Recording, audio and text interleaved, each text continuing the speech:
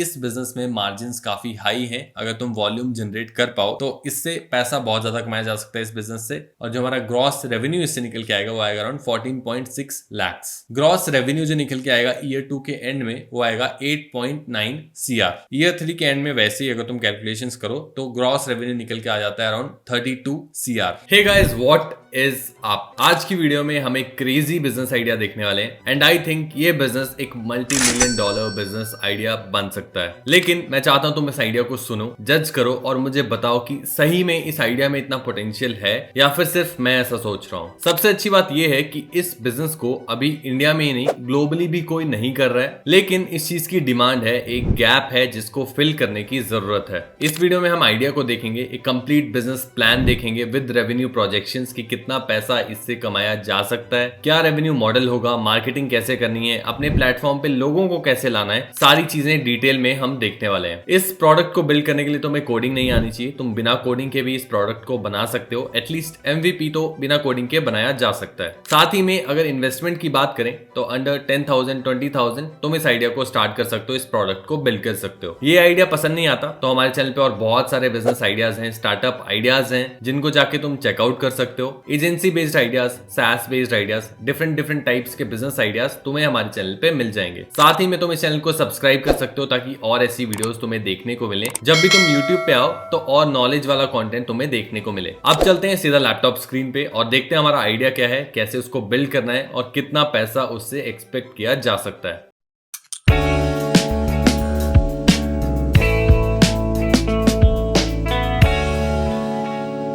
तो गाइस, हम आ चुके हैं अपनी लैपटॉप स्क्रीन पे और इससे पहले कि आगे बढ़े, ये जो QR कोड तुम स्क्रीन पे देख रहे हो, ये QR कोड है हमारी फ्री WhatsApp कम्युनिटी को ज्वाइन करने के लिए। QR कोड, इस कम्युनिटी पे तुम जैसे ही लोग हैं जो कि बिजनेस करना चाहते हैं, स्टार्टअप करना चाहते हैं, अपना कुछ ऑलरेडी कर रहे हैं, तुम ऐसे लोगों से बात कर सकते हो, अपने आइडियाज शेयर कर सकते हो, या फिर अपने लिए अगर को फाउंडर ढूंढना चाहते हो तो वो भी हमारी कम्युनिटी पे आके ढूंढ सकते हो। बिल्कुल फ्री टू ज्वाइन है, लिंक तुम्हें डिस्क्रिप्शन में भी मिल जाएगा। अब चलते हैं अपने आइडिया पे। तो हमारा आइडिया बहुत ही सिंपल है। हमारा आइडिया है अ डिजिटल प्लेटफॉर्म जिसका नाम हमने रखा है Ireland, connecting landowners with event planners, photographers and couples seeking scenic outdoor venues। Basically हम Airbnb बनाने वाले हैं, लेकिन जैसे Airbnb पे तुम रूम्स बुक कर सकते हो, फ्लैट्स बुक कर सकते हो, होटल्स बुक कर सकते हो, वैसे ही हमारा जो Airbnb होगा जिसको हम एयरलैंड कह रहे हैं, उस पे तुम लैंड बुक कर सकते हो। तो जो भी लैंड ओनर्स हैं जिनके पास भी जमीन है फ्री में पड़ी हुई है ऐसी जिसका कोई यूज नहीं हो रहा लेकिन व्यू बहुत अच्छा है, तो ऐसे लैंड ओनर्स क्या कर सकते हैं, उस लैंड की फोटोज डाल के, व्यूज की फोटोज डाल के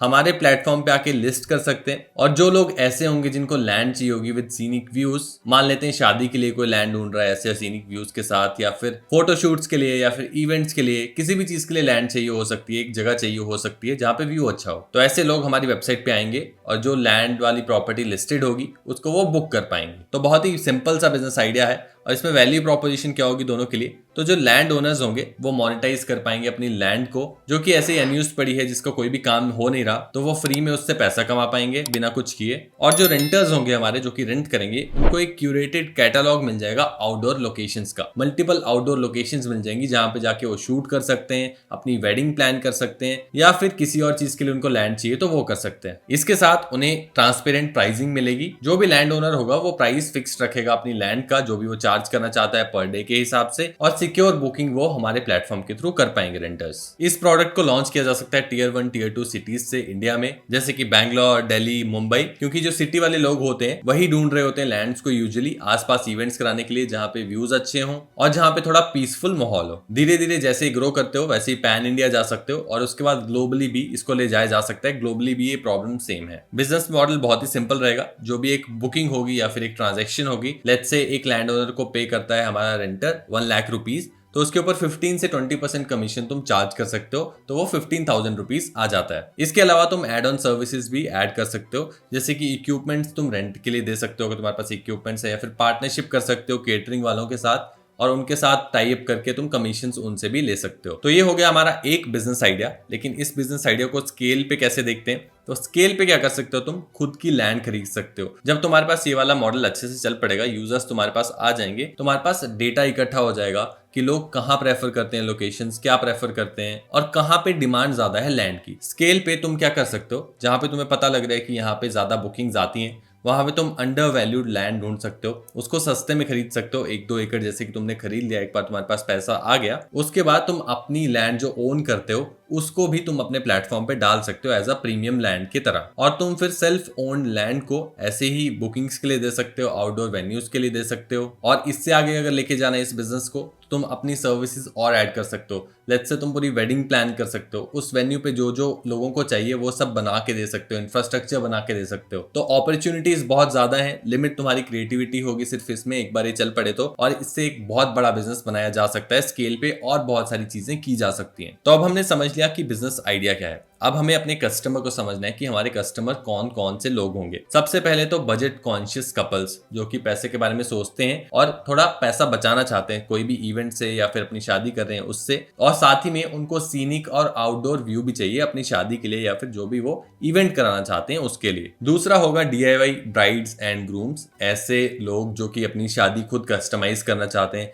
खुद हर एक चीज पिक करना चाहते हैं और पूरा कस्टमाइजेबल वे में वेडिंग करना चाहते हैं। और अपनी वेडिंग वो आउटसाइड करना चाहते हैं, आउटडोर्स में करना चाहते हैं, कहीं ओपन एयर वेन्यूज में करना चाहते हैं। तीसरा हो गया इवेंट प्लानर्स, तो उनको भी चाहिए होती है लोकेशंस, कहाँ पे वो होस्ट करवाना चाहते हैं अपना इवेंट, उसके हिसाब से। चौथा हो गया अपना माइक्रो वेडिंग कपल्स, जो लोकेशन को ज्यादा प्रायोरिटी देते हैं ओवर लग्जरी, और वो छोटी वेडिंग करना चाहते हैं जहाँ पे कम लोग आएंगे। पांचवा होगा अपने फोटोग्राफर्स और वीडियोग्राफर्स, जो कि शूट्स करना चाहते हैं, उनको शूट्स के लिए लोकेशन चाहिए, ऐसी पीसफुल लोकेशन चाहिए या फिर ऐसी लोकेशन चाहिए जहां से व्यूज अच्छे हों। तो ये भी हमारे टारगेट ऑडियंस में आ सकते हैं और ये B2B बिजनेस भी जा सकता है। तो अब हमें समझ आ गया कि हमारे कस्टमर्स कैसे लोग होंगे। अब ये आइडिया इतना सक्सीड क्यों करेगा और क्या क्या रीजंस हैं जिसकी वजह से ये आइडिया आगे जा सकता है, एक बड़ा बिजनेस बन सकता है। सबसे पहले तो venue scarcity in natural locations. तो जो लोग सिटीज में रहते हैं और इवेंट प्लान करना चाहते हैं ऐसी लोकेशंस में, वो ऐसी लोकेशन ढूंढ नहीं पाते, बहुत मुश्किल होता है। अगर ढूंढना भी चाहते हैं तो उन्हें सिटी छोड़ के जाना पड़ेगा। गूगल पे ऐसा कोई एक प्लेटफॉर्म नहीं है जो कि उन्हें दिखा सके कि ये लोकेशंस हैं। एक बहुत ही बड़ा गैप है भी मार्केट में, स्पेशली सिटी के लोग हैं उनके लिए तो ये बहुत बड़ी प्रॉब्लम है। दूसरा है लो ओवरहेड। इस बिजनेस को स्टार्ट करने के लिए कोई भी खर्चा नहीं है, तुम्हें एक प्लेटफॉर्म बनाना है, मार्केटिंग अच्छे से करनी है, लोगों को लाना है और मोनेटाइज करना है व्यू को और लैंड को। तीसरा है हाई मार्जिन। तो शादी में कितना खर्चा होता है ये मुझे तुम्हें बताने की जरूरत नहीं है, इवेंट कोई भी प्लान करो उसमें बहुत ज्यादा खर्चा आता है। तो जो ट्रांजेक्शन होगी वो बड़े बड़े अमाउंट्स की होगी, 1 लाख से 4 लाख या उससे ज्यादा भी अमाउंट जा सकता है। उसके ऊपर जो कमीशन तुम लोगे 10-15%, वो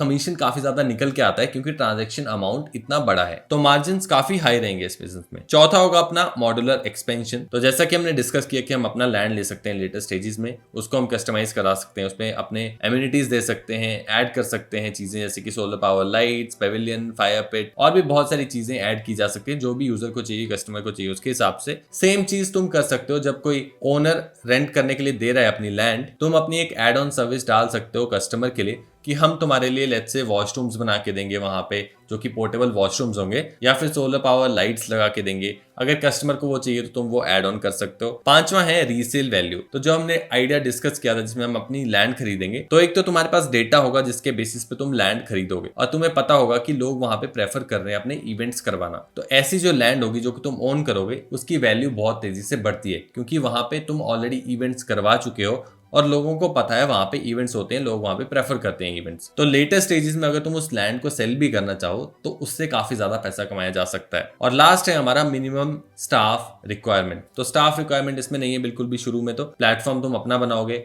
और लैंड एक बार खरीद ली तुमने, मान लेते हैं कि स्केल पे भी तुम कर रहे हो, लैंड खरीद के तुम सिर्फ रेंट पे भी दे रहे हो तो उसमें तुम्हें कुछ नहीं करना। और अगर एम्यूनिटीज भी ऑफर करनी है अपने कस्टमर को तो तुम टाई अप कर सकते हो डिफरेंट कंपनीज के साथ, वही सब कुछ संभालेंगे, तुम्हारा अपना पर्सनल कंपनी का स्टाफ इतना ज्यादा नहीं लगेगा। तो ये कुछ रीजंस हैं जिसकी वजह से मुझे लगता है कि ये बिजनेस आगे जाके बड़ा बन सकता है। इसमें बहुत ही कम खर्चा है एक तो, और मार्जिन्स भी काफी हाई हैं और ऐसे बिजनेस ढूंढना काफी मुश्किल रहता है। अब थोड़ा सा मार्केट एनालिसिस कर लेते हैं। तो अगर मैं टोटल एड्रेसेबल मार्केट की बात करूं तो इंडिया में ऑलमोस्ट 10 मिलियन वेडिंग्स होती हैं हर साल। उसमें से अगर सिर्फ आउटडोर वेन्यूज की शादियों की बात करूं तो 25% उसका मैं लेके चल रहा हूं, जो आ जाता है अराउंड 2.5 मिलियन। 1 मिलियन होता है 10 लाख, तो तुम कैलकुलेट कर सकते हो कि कितनी वेडिंग्स की मैं बात कर रहा हूँ। ये तो होगी सिर्फ वेडिंग्स की बात। इसके अलावा photography shoots, corporate retreats, cultural events, ये अराउंड 1 मिलियन बुकिंग्स होती हैं पर ईयर इंडिया में। इसमें से अगर मैं सर्विसेबल ऑब्टेनेबल मार्केट की बात करूं तो इसमें मैं 0.5% टारगेट करता हूं आउटडोर इवेंट्स को पहले ईयर में, तो अराउंड 17,500 बुकिंग्स मेरी सर्विसेबल ऑब्टेनेबल मार्केट होगी जिसको मैं कैप्चर करना चाहूंगा। इसमें अगर कंपटीशन की बात करूं तो ऐसा कोई प्लेयर अभी है नहीं जो कि लैंड के ऊपर स्पेसिफिकली फोकस कर रहा है। वेडमी गुड और शादी सागा जैसे जो वेडिंग एग्रीगेटर्स हैं वो फोकस करते हैं हॉल्स के ऊपर, रॉ लैंड्स के ऊपर अभी कोई फोकस नहीं कर रहा है। और हमारा जो डिफरेंशिएटर होगा वो यही होगा कि हम रॉ लैंड को बेसिकली बेचेंगे या फिर एज अ रेंट पे देंगे और हाईली कस्टमाइजेबल उसको कर सकते हैं और डायरेक्ट B2C हम करने वाले हैं। तो कंपटीशन वाइज भी बहुत ही लो कंपटीशन या फिर कंपटीशन है ही नहीं और तुम्हें खुद अपना एक मार्केट क्रिएट करना पड़ेगा अपना मार्केटिंग अच्छे से करके। आप देख लेते हैं अपना बिजनेस मॉडल और प्राइसिंग क्या होगी। तो कमीशन बेस्ड मॉडल पे हम काम करेंगे। 15% हम ग्रॉस बुकिंग वैल्यू पे चार्ज करेंगे, जैसे कि हमने डिस्कस किया 1 लाख की ट्रांजेक्शन है तो उस पे से 15% 15,000 हम लेंगे। एड ऑन्स की अगर बात करूं तो इक्विपमेंट जैसे कि tents, lighting, markup 10% on vendor price, basically 10% ले सकते हो तुम जो भी वेंडर प्राइस होगा इक्विपमेंट्स और टेंट्स के लिए जो भी वो चार्ज कर रहा होगा उसका 10%। और ऑन प्लेटफॉर्म इंश्योरेंस भी तुम प्रोवाइड कर सकते हो जिसके लिए